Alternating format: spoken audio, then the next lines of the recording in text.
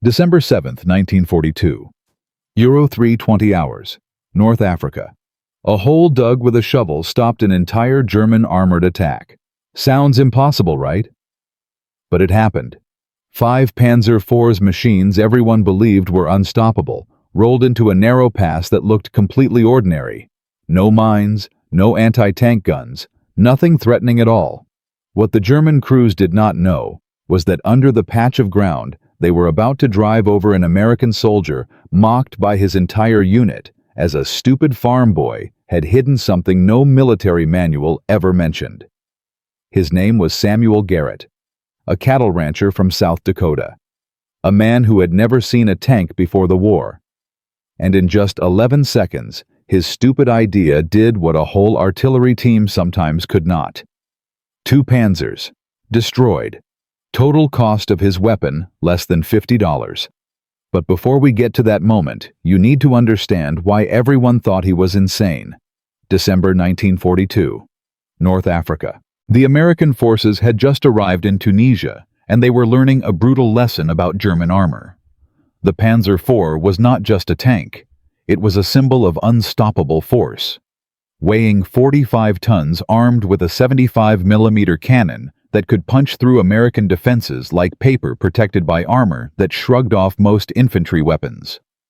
When a Panzer IV appeared on the battlefield, American soldiers had exactly 3 options: run, hide, or die. The standard anti-tank weapons were failing. Bazookas required soldiers to get dangerously close within 100 meters, and even then, the success rate was barely 30%. Anti-tank mines were effective, but took weeks to deploy properly, and the Germans had learned to detect them. Towed anti-tank guns worked, but they were heavy slow to reposition, and their crews were vulnerable to artillery. In the first month of the Tunisia campaign, American forces lost 47 vehicles to German armor. 183 soldiers died trying to stop tanks with weapons that simply were not good enough. The terrain made everything worse. The Atlas Mountains created narrow passes, natural choke points, where German armor could concentrate its firepower. Fed Pass was one of these corridors. 40 meters wide, boxed in by steep rocky slopes, with only one viable route through. Intelligence reports indicated the Germans were preparing a major armored push through this exact location. 12 Panzer IVs were assembling east of the pass. If they broke through, they would reach the supply lines behind American positions within hours. Battalion commanders were desperate. They requested more mines, more anti-tank guns, more artillery support. The requests were denied. Resources were stretched thin across the entire North African theater. Fed Pass would have to be defended with whatever was already there. And what was already there was not enough.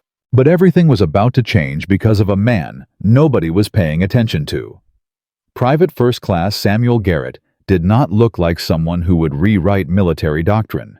He was quiet, reserved, the kind of soldier who did his job without drawing attention.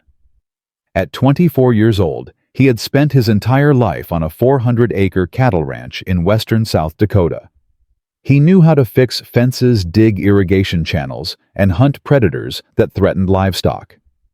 What he did not know was anti-tank warfare. At least that is what everyone assumed. What they did not understand was that Garrett saw the world differently. On the ranch, he had learned that you do not defeat predators by overpowering them. You defeat them by understanding their behavior. Coyotes always approached from downwind. Prairie dogs used the same paths every single time. Animals were not random. They were predictable. And if you understood those patterns, you could place a trap made of almost nothing. Scrap wood, a shallow pit, a cheap explosive charge right where they would step every single time. When Garrett arrived in Tunisia, he began watching German tanks the same way he had watched coyotes back home. And he noticed something that military engineers had overlooked. Panzer drivers were creatures of habit. They always chose the smoothest ground. They avoided rocks that might throw a track. They followed paths that minimized risk. Their commanders scanned through periscopes that gave narrow, distorted views. And their belly armor, the underside of the tank, was the thinnest part of the entire machine. One evening, walking through Fed Pass, everything clicked. The steep slopes forced tanks into a single corridor. The floor of the pass had one natural line of travel. If German armor attacked here, there was only one path their first tank would take. And if Garrett knew exactly where that tank would be, he did not need a powerful weapon. He needed a precise one. His idea was simple in concept, but radical in execution. Instead of trying to stop a tank with force, he would let the tank destroy itself. He would dig a pit exactly where the Panzer would drive. He would cover it with a wooden lattice strong enough to hold a man, but weak enough to collapse under 45 tons of steel. And at the bottom of that pit, he would place shaped charges aimed upward directly at the exposed belly armor. When he explained this to his squad, they laughed. When he asked for materials, they refused. When he started building it anyway, the mockery became relentless. Corporal Dennis Murphy was the one who named it Garrett's Gopher Mound. The name stuck. Soldiers passing by deliberately detoured just to throw insults. "Hey Garrett, you building a playground or a defensive line? Need help planting corn on those dirt piles?" Private Leonard Shaw made the harshest prediction. "The tank crew will not even bother shooting at you, Garrett. They will be too busy laughing." First Sergeant Raymond Kowalski inspected the site on day 8. He planted his boots in the dirt, stared at the setup, and unleashed a verdict that spread faster than the morning cold. "Garrett, I have seen dumb ideas, but this is the stupidest waste of time I have ever witnessed. It would not stop a Volkswagen, let alone a Panzer." Lieutenant Colonel Marcus Peaton, the battalion commander, was even more direct. "Private, we have mines. We have anti-tank guns. We have bazookas designed by people who actually understand how to kill tanks. What you have built is not a defensive position. It is an embarrassment." He finished with a warning that cut deeper than all the jokes. "When the Germans attack this pass, your stupid farmer tricks are going to get people killed." But Garrett kept building. For 9 days he dug, measured, moved dirt, adjusted angles, hauled wood, and absorbed every insult the battalion could offer. He said nothing, because the men mocking him only saw dirt. They did not see the logic inside it. The system had 3 components working in perfect harmony. First, the dirt mounds. He arranged 3 uneven piles of earth across the pass in a gentle curve. To trained soldiers, they looked useless. Tanks can go over dirt. Tanks can go around dirt. But Garrett was not trying to block anything. He wanted the German driver seeing the mounds through a narrow vision slit to instinctively drift toward the smoother, safer-looking path. The mounds did not stop the tank. They guided it. Second, the covered pit.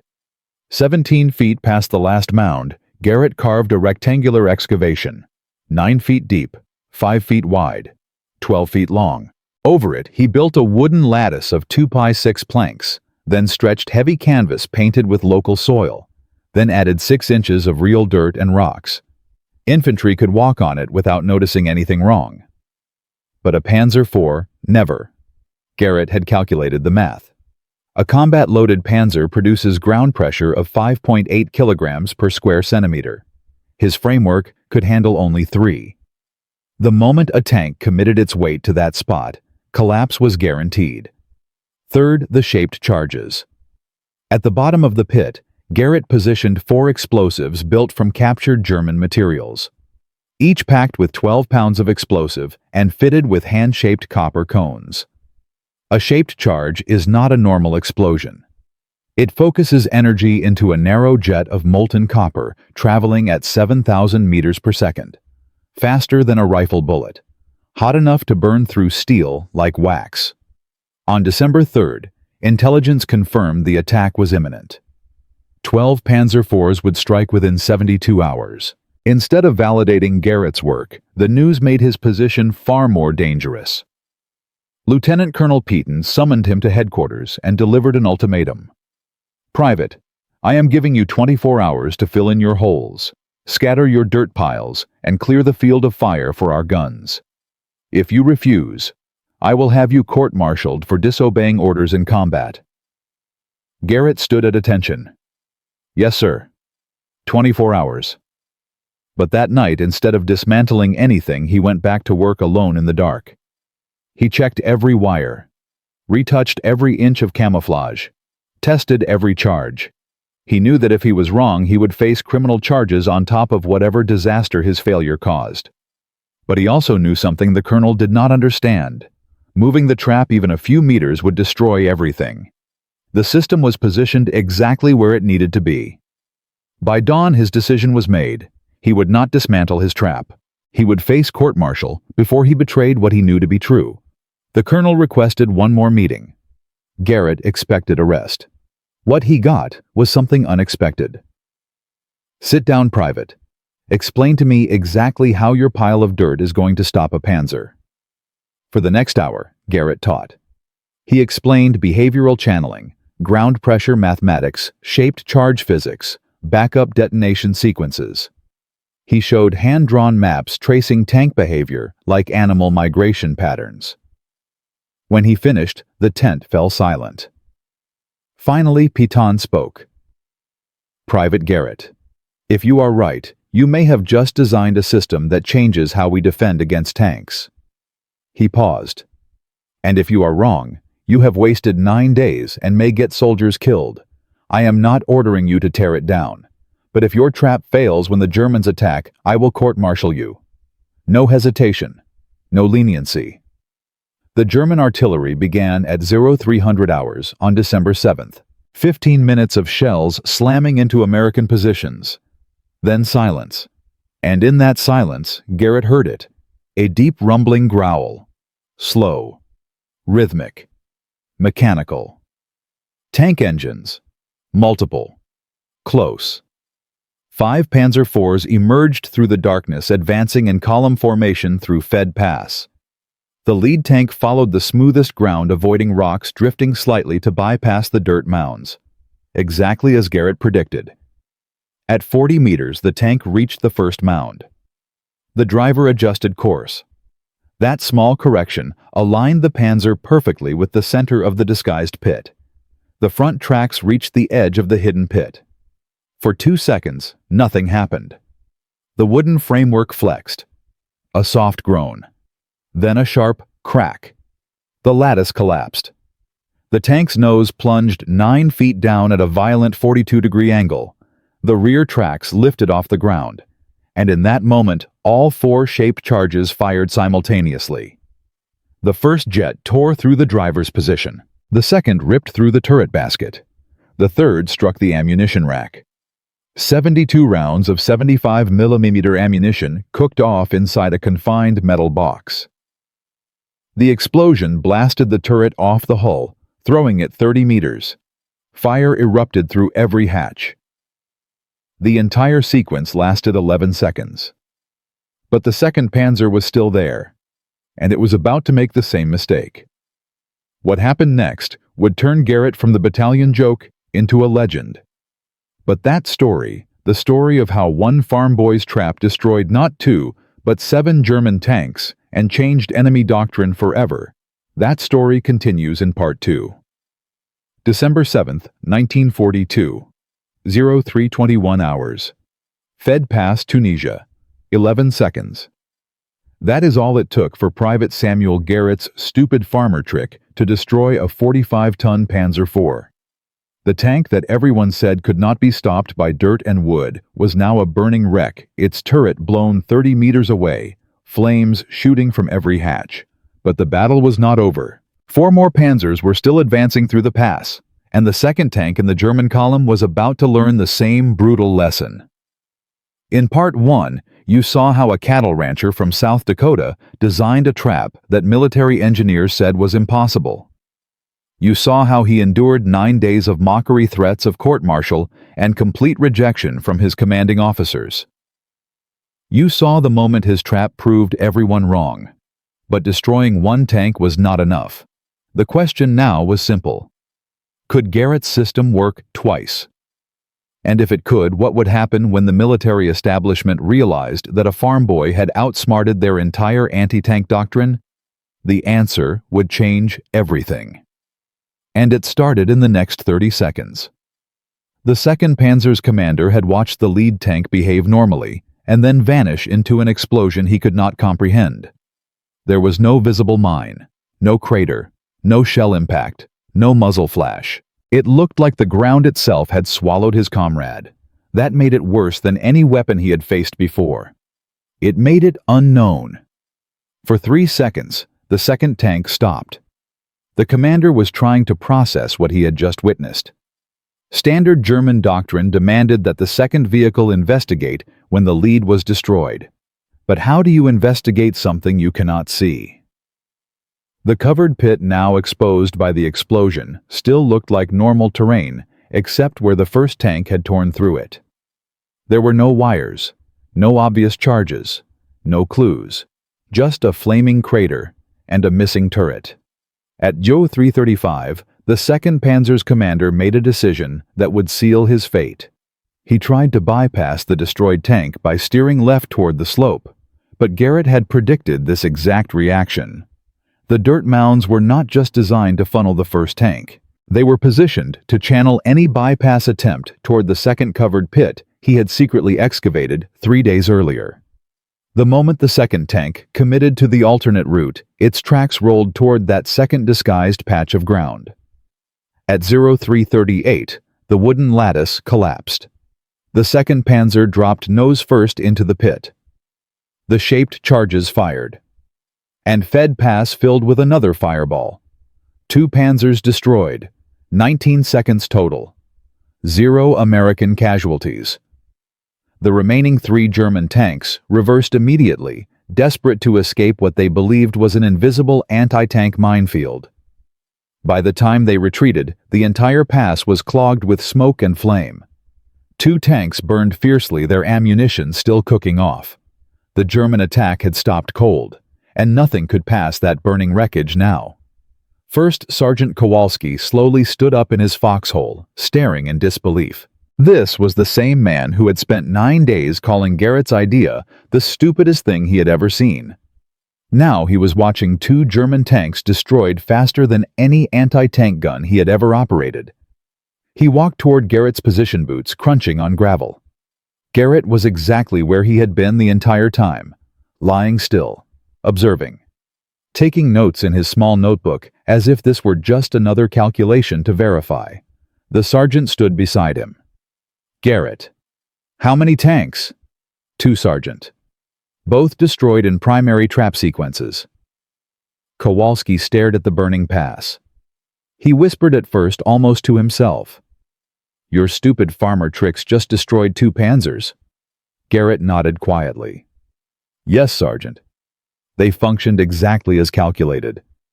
Kowalski exhaled. I called your trap the dumbest idea I had ever seen. I was wrong. That was the most effective anti-tank system I have ever witnessed. By first light, word had spread through the entire battalion. 1 private, dirt, scrap wood, captured explosives, 2 dead tanks, 0 shots fired. The story seemed absurd, but the evidence was burning right there in front of them. Officers from other companies made their way up to the ridge for a closer look. They crouched down to touch the soil.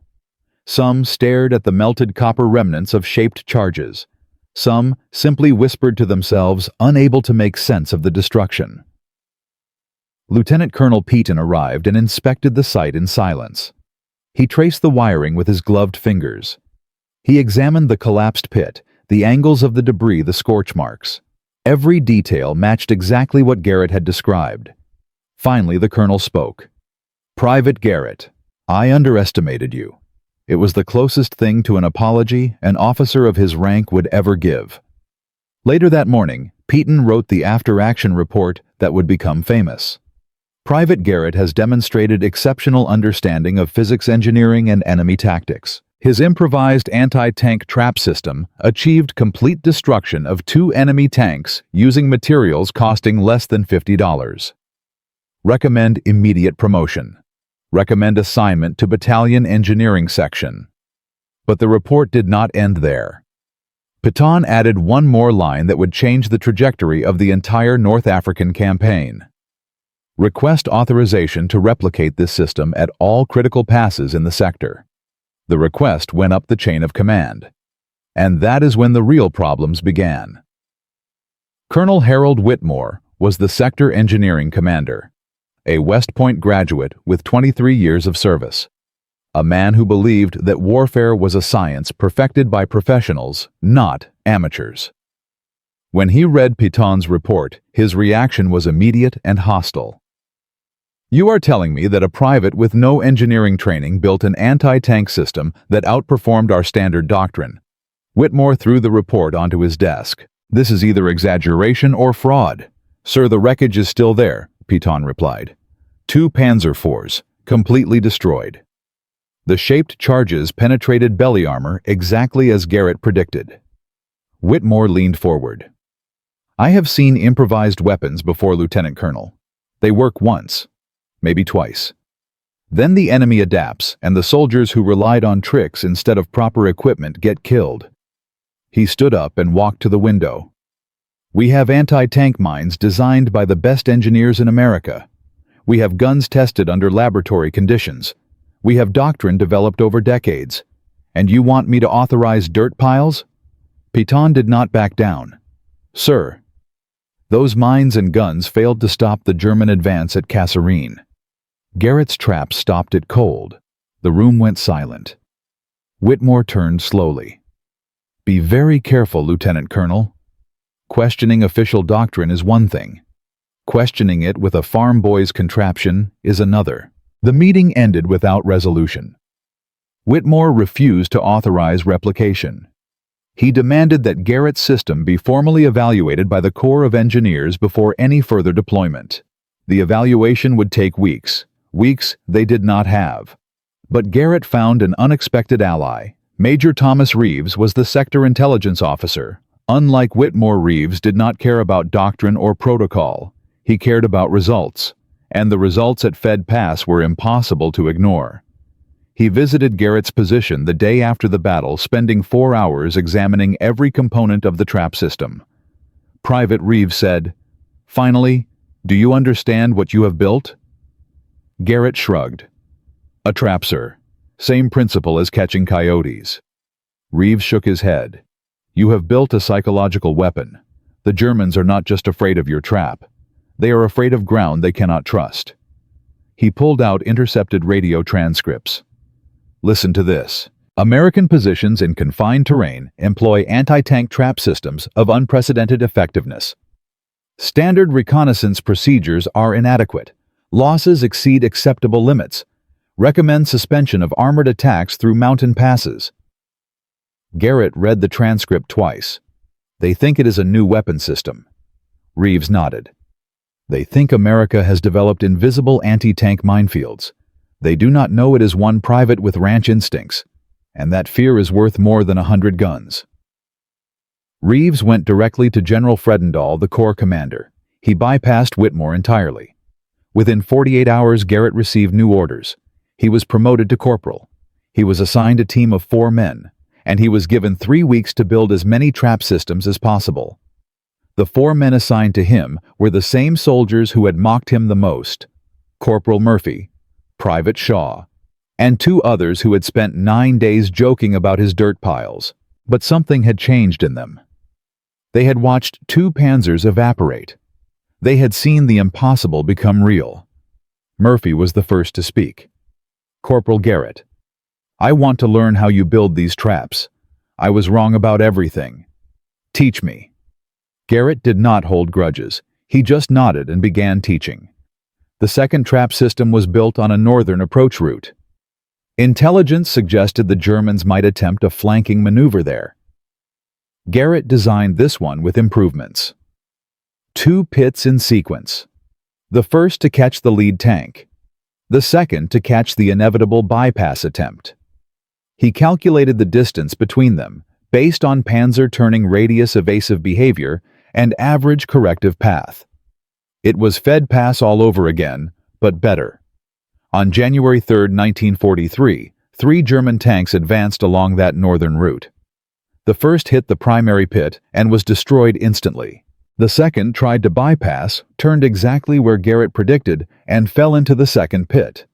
The third reversed into debris from the first explosion and immobilized itself. 3 tanks neutralized. 0 American casualties. The third system was even more advanced. Garrett arranged 3 pits in a triangular formation, one for the lead tank, one for the bypass, one for the bypass of the bypass. You could not escape it without leaving the road entirely. And leaving the road meant certain track damage on the rocky terrain. On January 11th, a German armored reconnaissance patrol stumbled into this third trap. 4 Panzer IVs entered the approach. The first tank triggered the center pit and exploded immediately. The second and third tried to bypass. Each triggered one of the flanking pits. The fourth attempted to reverse quickly and backed into a boulder, tearing its transmission apart. 4 tanks eliminated. 1 boulder assisted. 7 tanks total destroyed across the second and third systems. German radio communications revealed total breakdown of confidence. One message later translated read, "American defensive positions in confined terrain employ anti-tank trap systems of unprecedented effectiveness. Standard reconnaissance procedures are inadequate. Losses exceed acceptable limits by factor of 5. Recommend suspension of armored attacks through mountain passes." Garrett had not just built traps, he had built fear, and fear was doing more damage than explosives ever could. The Army Corps of Engineers finally completed their evaluation. The formal report was 91 pages long. Most of the core principles came straight from Garrett's field notes written on scraps of paper during the long nights before Fed Pass.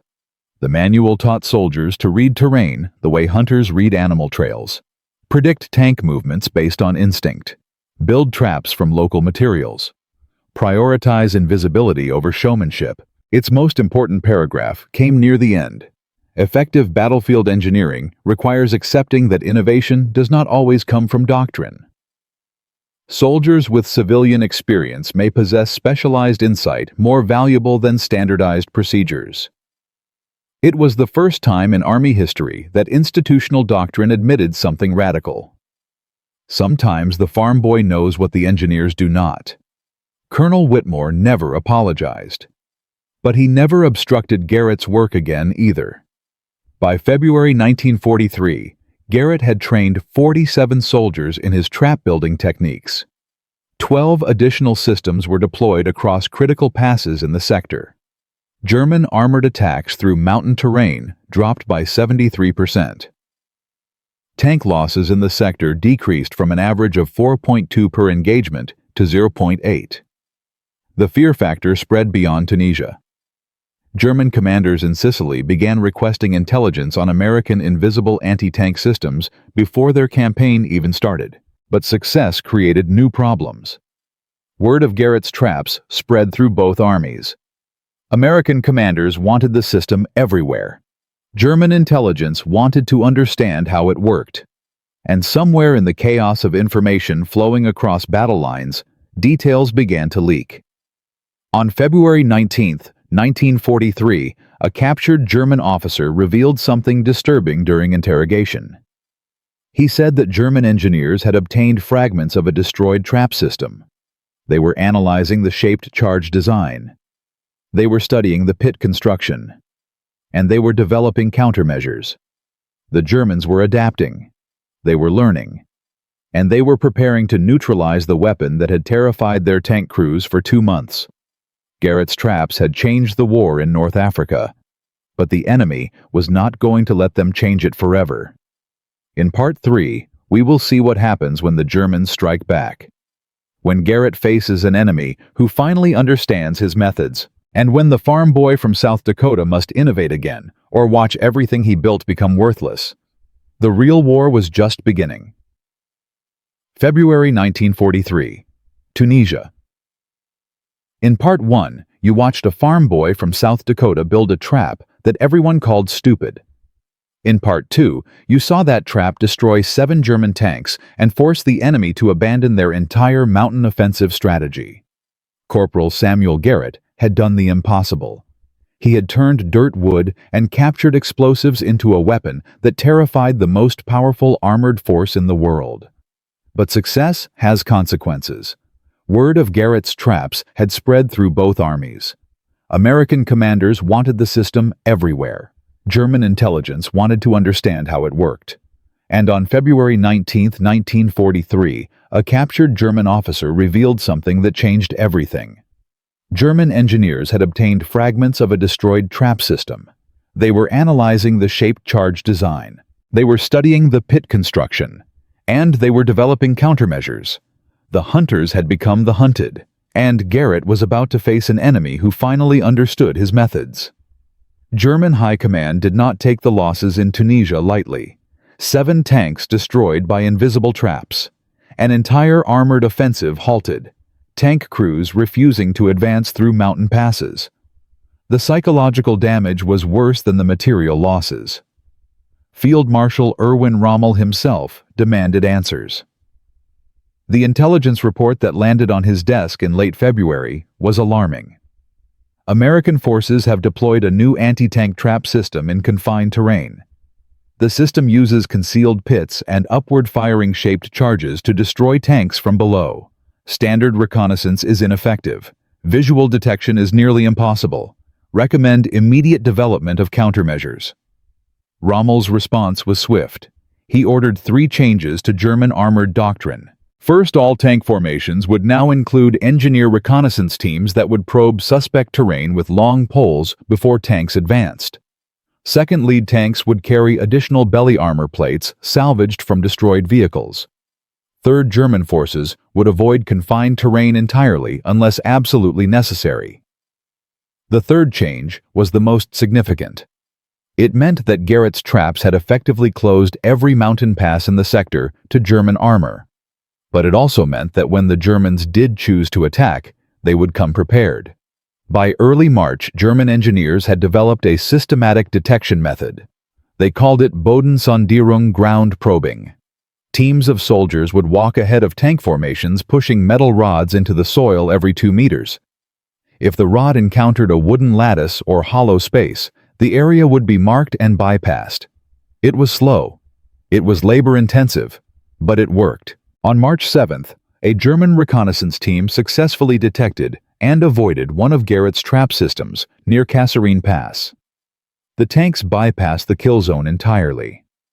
For the first time since December, German armor advanced through confined terrain without losses.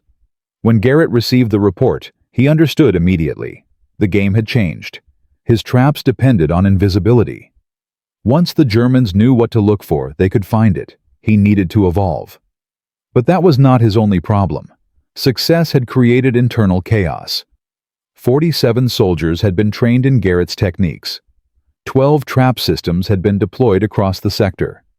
But quality control was impossible. Some systems were built correctly, others were not. And on March 12th, the consequences of rapid expansion became tragically clear.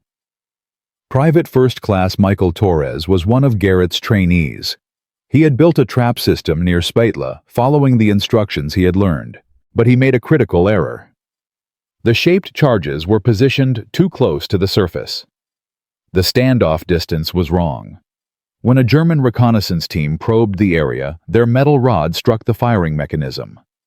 The explosion killed Torres instantly. It also killed 2 other American soldiers who were nearby. 3 Americans dead from a trap built to kill Germans. The news spread through the battalion like poison. Colonel Whitmore, who had opposed Garrett's methods from the beginning, saw his opportunity. He demanded an immediate halt to all trap construction. "These improvised weapons are killing our own men," he argued. "We need to return to standard doctrine before more soldiers die." The accusation cut deep. Garrett had designed the system. He had trained Torres. In some ways, he felt responsible for those deaths. For 3 days, he barely spoke. He reviewed every trap system in the sector looking for similar errors. He found 2 more with potentially fatal flaws. Some officers began questioning whether the entire program was a mistake. The traps had worked brilliantly at first, but now Germans were adapting and Americans were dying from their own weapons. Maybe Whitmore was right. Maybe improvisation was too dangerous. But then something happened that silenced every critic. March 23, 1943. Maknassy Pass, 0547 hours. German forces launched their largest armored offensive since Kasserine. Intelligence had identified Maknassy as a weak point in American lines. 23 Panzer tanks, supported by infantry and artillery, pushed through the narrow corridor at dawn. Their objective was the supply depot at Gafsa, 15 kilometers behind American positions. If they broke through, they would cut the entire sector in half. American defenders had 3 hours warning. Not enough time to bring in reinforcements. Not enough time to deploy proper anti-tank guns. But it was enough time for Corporal Samuel Garrett. He had been stationed near Maknassy for 2 weeks, building what he called his masterpiece. Unlike his earlier traps, this system was designed for the new German tactics. It accounted for ground probing. It accounted for belly armor. It accounted for everything the Germans had learned. The system covered a 200-meter stretch of the pass. Instead of single pits, Garrett had created a network of 7 interconnected traps. The pits were deeper, 11 feet instead of 9. The shaped charges were buried beneath a layer of rocks that would defeat metal probes. And he had added something new: pressure-activated secondary charges that would detonate if a tank tried to reverse after the initial collapse. But the most important innovation was psychological. Garrett had built 3 fake pits. Obvious ones. Pits that German probing teams would find and mark. He wanted the Germans to think they had detected his traps. He wanted them to feel confident as they bypassed the decoys and drove straight into the real kill zones.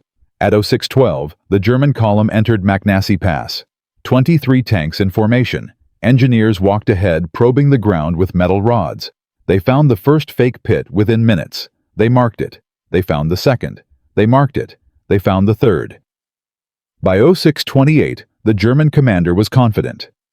His teams had detected and mapped the American trap system.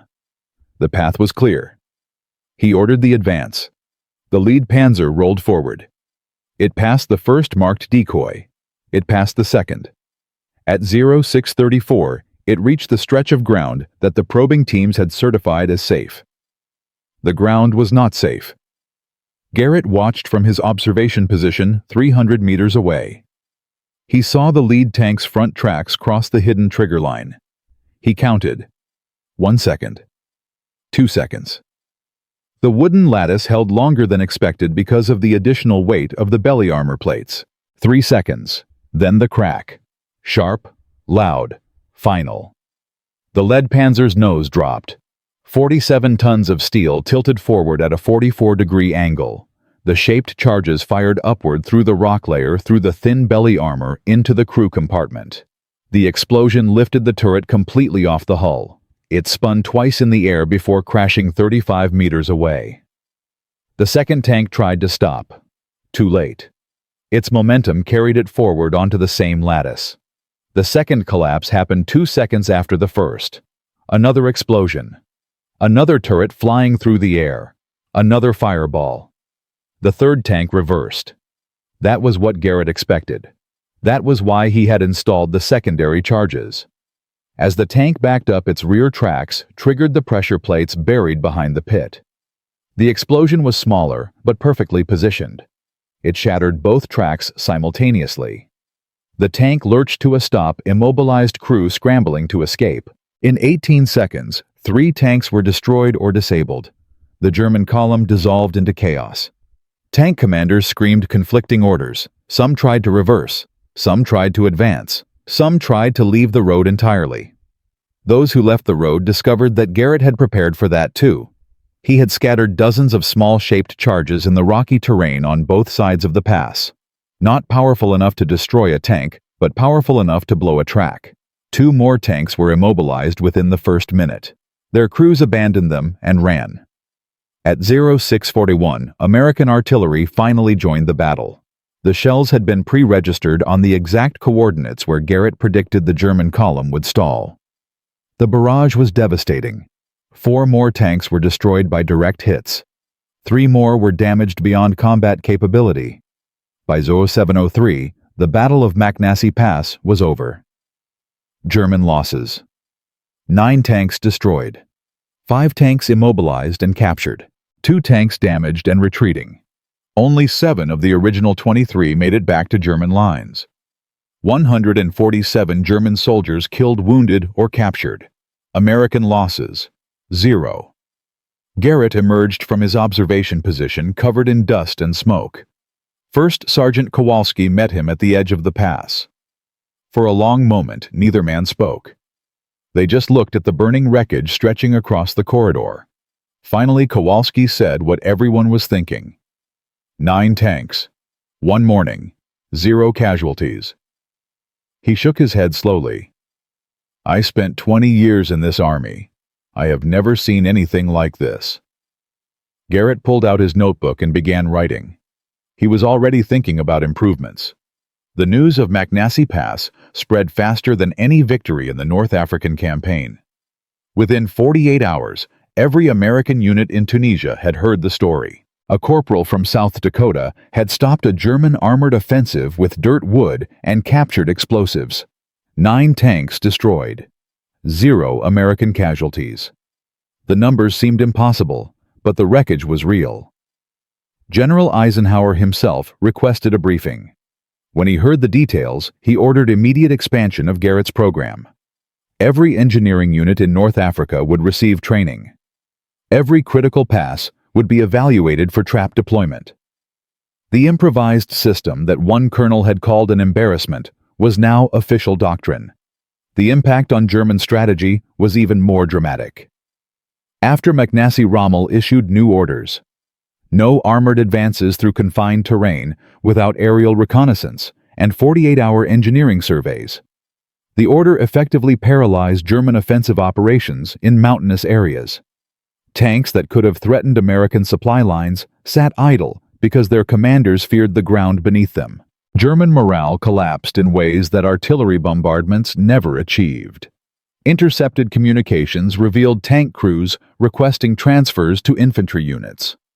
One captured officer said during interrogation that his men called the mountain passes Panzerfriedhöfe, tank cemeteries. They believed American engineers had perfected a weapon that made armor obsolete in confined terrain. The statistics told the complete story. Before Garrett's system, American forces lost an average of 4.2 tanks per engagement in mountain terrain. After full deployment, that number dropped to 0.3. German armored attacks through passes decreased by 89%.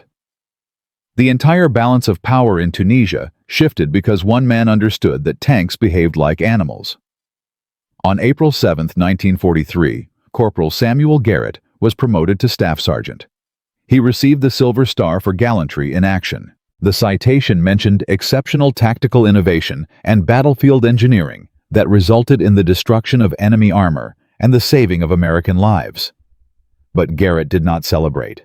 He was already working on the next evolution of his system, preparing for Sicily, where the terrain would be different and the challenges greater.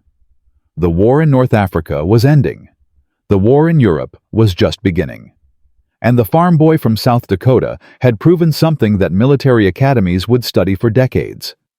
Sometimes the most powerful weapon is not the biggest gun or the thickest armor. Sometimes it is simply understanding how your enemy thinks. But what happened to Samuel Garrett after the war? What became of the man who changed anti-tank doctrine forever? And what lessons did his story leave for future generations? The final chapter of this story has never been fully told, until now. In Part 4, we will follow Garrett through Sicily and Italy. We will see his methods tested against new enemies and new terrain. We will discover what happened when he returned to South Dakota, and we will understand why his name disappeared from military history for almost 50 years. The story everyone knows is impressive. The story nobody knows is extraordinary. From a cattle rancher who had never seen a tank to a staff sergeant who changed anti-tank doctrine forever. From dirt piles that everyone mocked to a weapons system that destroyed 17 German tanks and paralyzed enemy armor operations across North Africa. From court-martial threats to the Silver Star. Samuel Garrett's journey was one of the most remarkable stories of World War II. In Part 1, you saw how everyone laughed at his stupid farmer trick. In Part 2, you watched him fight the military establishment and prove them wrong. In Part 3, you witnessed his system destroy an entire German armored offensive at Maknassy Pass. 9 tanks, 0 American casualties. Numbers that seemed impossible until the wreckage proved them real. But we left you with a question. What happened to the man behind the traps? What became of Samuel Garrett after the guns fell silent? The answer has a twist that nobody expected. Because success in war does not always translate to recognition in peace. And sometimes, the men who change history are the same men that history forgets. This is the final chapter. And it begins where glory ends. The war did not end for Garrett in Tunisia. After Maknassy Pass, he was transferred to the planning staff for Operation Husky, the Allied invasion of Sicily. His expertise in terrain analysis and behavioral prediction made him valuable in ways that went far beyond building traps. He helped identify landing zones, predict German defensive patterns, and train engineering units in his methods. Sicily was different from Tunisia. The terrain was more varied, the German defenses more sophisticated, the stakes higher. Garrett deployed 7 trap systems across critical mountain passes during the campaign. 4 of them were triggered by German armor. 11 more tanks destroyed. By the time Sicily fell in August 1943, his personal count had reached 28 tanks, making him one of the most effective anti-tank specialists in the entire Mediterranean theater.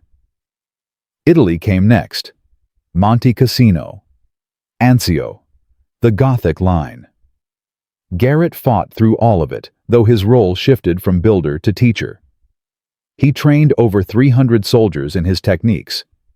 He wrote field manuals that were distributed to every engineering unit in the European theater. He refined his methods constantly, adapting to new German countermeasures, new terrain, new challenges. On April 17, 1945, 3 weeks before Germany surrendered, Staff Sergeant Samuel Garrett was wounded by artillery shrapnel near Bologna. The injury was not life-threatening, but it ended his combat service. He spent the final days of the war in a field hospital listening to radio reports of Allied advances, knowing that soldiers he had trained were using methods he had invented. When the war ended, Garrett returned to South Dakota. He did not seek publicity. He did not write memoirs. He did not give interviews. He simply went back to the ranch where everything had started, back to the cattle and the fences and the prairie dogs that had taught him how predators behave. First Sergeant Kowalski, the man who had called his idea the stupidest waste of time, wrote him a letter in 1947. It said simply, "I have thought about Fed Pass every day since December 1942. You were right about everything. I was wrong about everything.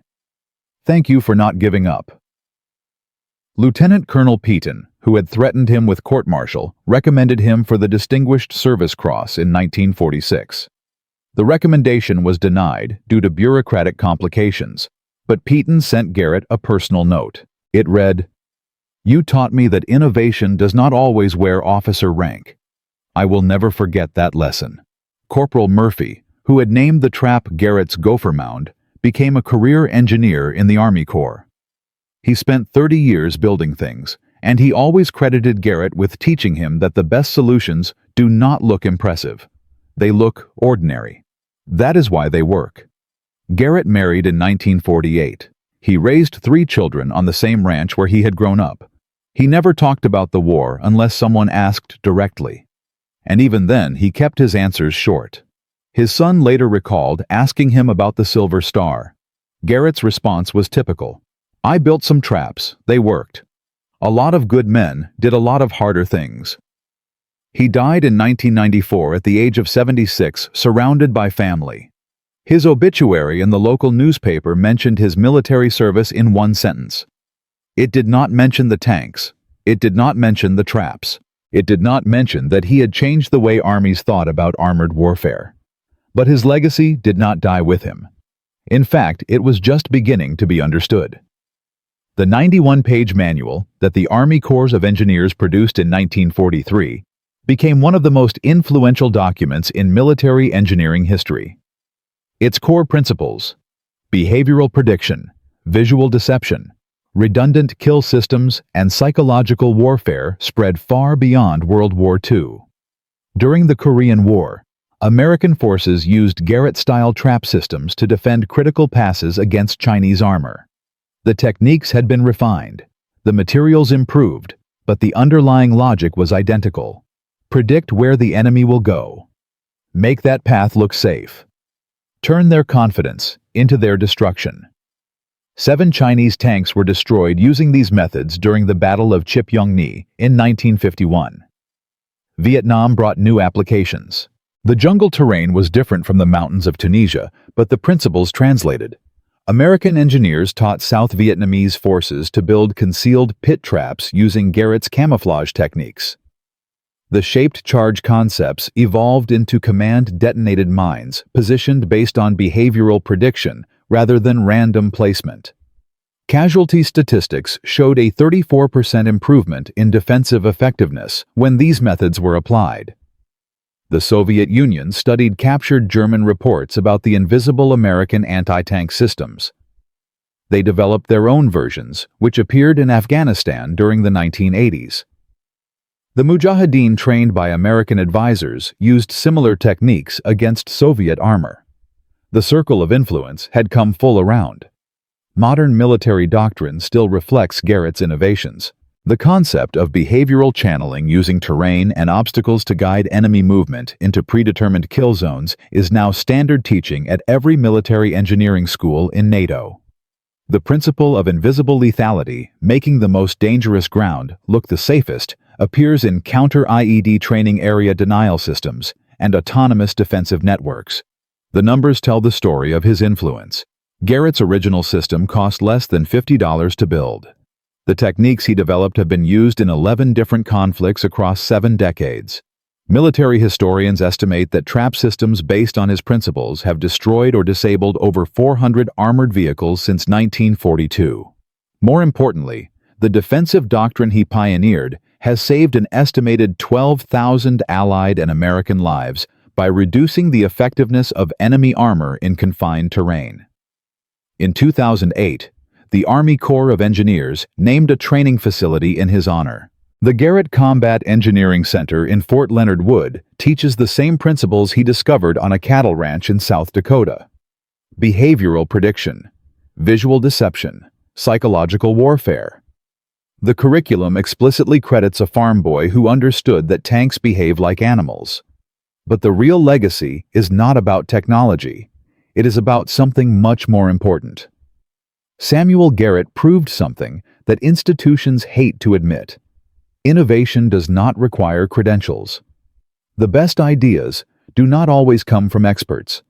Sometimes they come from people who see problems differently because they were never taught the official way to see them. Every organization, military or civilian, faces this challenge. The people with power have been trained in existing methods. They believe in those methods because those methods got them where they are. When someone challenges that belief, the natural response is rejection, ridicule, threats. This is how institutions protect themselves from change. But institutions that cannot change are institutions that cannot survive. The German Army in 1942 was one of the most professional military forces in history. They had doctrine, they had training, they had experience. And they were completely unprepared for a weapon invented by someone who had never read their manuals. Garrett's story echoes throughout military history. Billy Mitchell was court-martialed for advocating air power in the 1920s. His ideas were eventually proven correct at Pearl Harbor and throughout World War II. Hedy Lamarr, a Hollywood actress, co-invented frequency-hopping technology that the Navy initially rejected. It later became the foundation for GPS, Wi-Fi, and Bluetooth. Percy Spencer, a self-taught engineer who never finished grammar school, discovered microwave cooking by accident. Every expert told him it was impractical. The pattern repeats. Outsiders see what insiders cannot. Amateurs ask questions that professionals have stopped asking. People without credentials sometimes possess exactly the perspective that credentialed experts lack. This is not an argument against expertise. Garrett's traps worked because he understood physics, even if he learned it from hunting rather than textbooks. The point is that expertise comes in many forms, and organizations that only recognize one form will always be vulnerable to innovations they cannot predict. Today, every major technology company talks about disruptive innovation.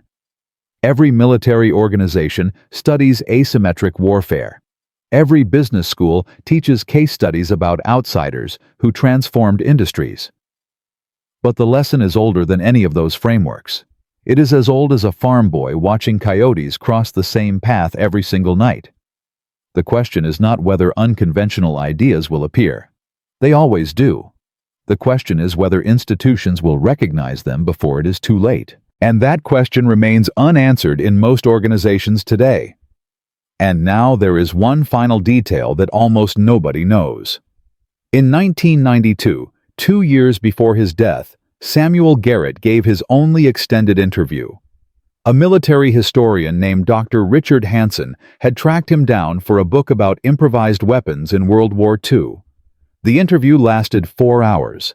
Most of it covered the technical details of the trap systems and the battles where they were used. But at the very end, Hansen asked a question that nobody had asked before. Did you ever think about the German tank crews? The men who died in your traps? Garrett was silent for a long time. Then he answered, "Every night for 50 years, I knew exactly what happened to them when those charges fired. I built the system. I knew the physics. I could calculate how long it took them to die. Some of them, it was instant. Others, the ones in the second and third positions, they had maybe 2 or 3 seconds to understand what was happening. That is a long time when you are burning." Hansen waited. Garrett continued, "I do not regret what I did. Those tanks would have killed American soldiers. My friends, my brothers. The math was simple. Their lives or ours. But I never celebrated it. I never felt proud of the killing part. I felt proud that my system worked. I felt proud that I saved American lives. But the German boys who died in those pits, they were just soldiers following orders. Same as us. They had mothers. They had plans for after the war. And I took all of that away from them with a hole in the ground and some copper cones." He paused again. "That is the part they do not put in the manuals. That is the part I never talked about. You can build the perfect trap. You can destroy tanks like they are made of paper. But you never forget that inside those tanks were human beings, and you never stop wondering if there was some other way." The interview was never published. Hansen died in 1998, and his notes sat in a university archive until 2019, when a graduate student discovered them while researching a dissertation. The full transcript was released in 2021. It revealed a Samuel Garrett that the official records never captured. Not just a tactical genius, not just a stubborn innovator, but a man who carried the weight of his success for half a century. That weight is the price of war. And it is a price that the history books rarely acknowledge. So what do we take from this story? From a cattle rancher with an idea everyone called stupid, to a system that destroyed 28 tanks, trained hundreds of soldiers, and influenced military doctrine for 80 years. Samuel Garrett proved that innovation can come from anywhere. He proved that persistence matters more than credentials. He proved that understanding your enemy, really understanding how they think and move and decide, is worth more than all the firepower in the world. His traps cost less than $50 each. They saved an estimated 12,000 lives across 7 decades of conflict. They changed how armies defend against armor. And they started with a simple observation that trained engineers had overlooked. Tanks behave like animals, predictable, habitual, vulnerable. Garrett never sought fame. He never wrote books. He never gave speeches. He just went home and raised cattle the same way he had before the war. But his legacy lives on every time a soldier learns to think about terrain from the enemy's perspective. Every time an engineer builds a defensive system that looks ordinary. Every time someone with an unconventional idea refuses to give up despite ridicule and threats.